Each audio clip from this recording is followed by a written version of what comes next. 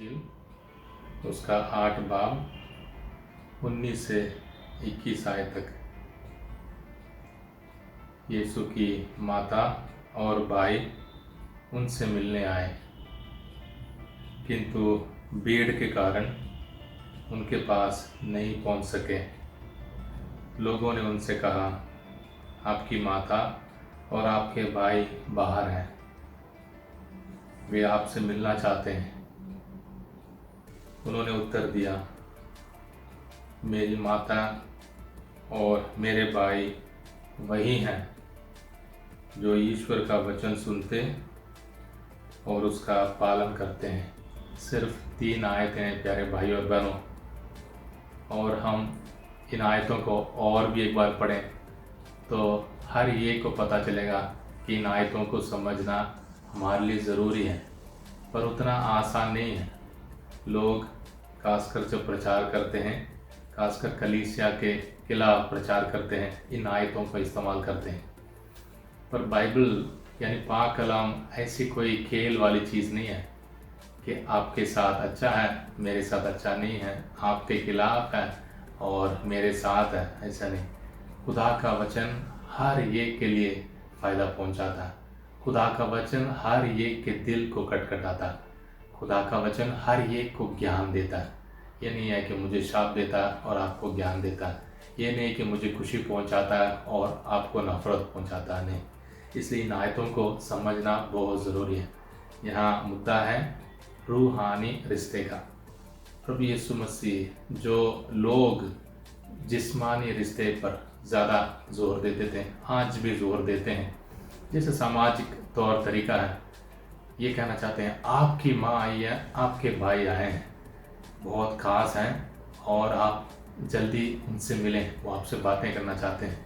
तो प्रभु यीशु मसीह शायद प्रचार कर रहे हैं, कोई ख़ास बात बता रहे हैं, तो खुदावंद यीशु मसीह उस बात को रोकना नहीं चाहते और तुरंत लोगों के दिल में ये बात डालना चाहते हैं, रूहानी रिश्ते पर जोर दो। हमारे बीच में रूहानी रिश्ता होना ज़रूरी है। हमारे बीच में खुदा के वचन को सुनना और उसके मुताबिक जीना सबसे पहली चीज़ होनी चाहिए, सबसे ज़्यादा अहमियत रखना चाहिए। और दूसरी बात, लोग सोचते हैं कि माँ मरियम की बेइज्जती की। खुदा का पाक वचन खेलने वाली बात नहीं है। प्रभु यीशु ने यहाँ अपनी माँ की बेइज्जती नहीं की, पर अपने माँ को भी अपने भाई बहनों के समान, सारे ईमानदारों के समान इज्जत के साथ रूहानी रिश्ते पर जोर देकर ये पाक वचन सुनाया। और इसे समझना भी ज़रूरी है। क्या माँ मरियम ने पाक वचन को सुना? माँ मरियम ने खुदा के पाक वचन के मुताबिक ज़िंदगी बिताई? अगर हम सोचेंगे, पाक वचन को पढ़ेंगे, सबसे पहली औरत है,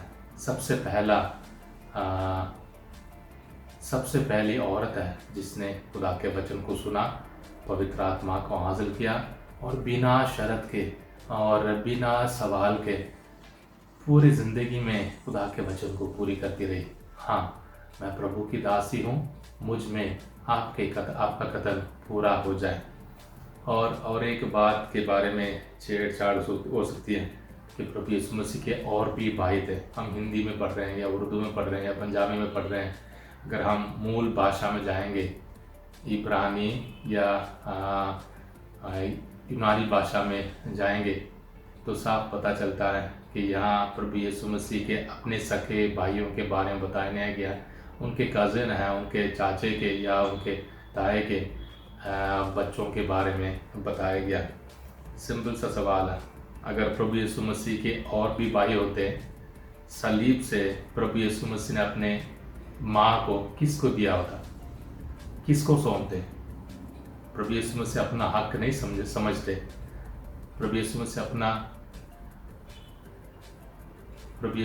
अपना हक नहीं समझ पाते अपनी माँ को योहन के हवाले करना। तो इकलौता प्रभु यीशु मसीह इकलौते बेटे थे और वो अपनी माँ को हमारे लिए, योहन के लिए, पूरे मानव जाति के लिए माँ के रूप में दे रहे हैं। इसलिए माँ मरियम के बारे में, उनके भाइयों के बारे में और ख़ासकर रूहानी रिश्ते पर जोर देने के लिए ये पाक वचन बुला रहा है। आपको आपको भी मालूम है कि जब हम इकट्ठे हो जाते हैं, अपने भाई बहन को, अपनी माँ को, अपने बाप को कितना कितना अहमियत देते हैं। कोई मीटिंग हो, आगे पीछे दाएं बाएं कितने ज़ोर लगाकर हम अपने प्यारे लोगों को इज़्ज़त देते हैं। खुदा हम सबों से रूहानी रिश्ते पर जोर देने के लिए बुला रहा है।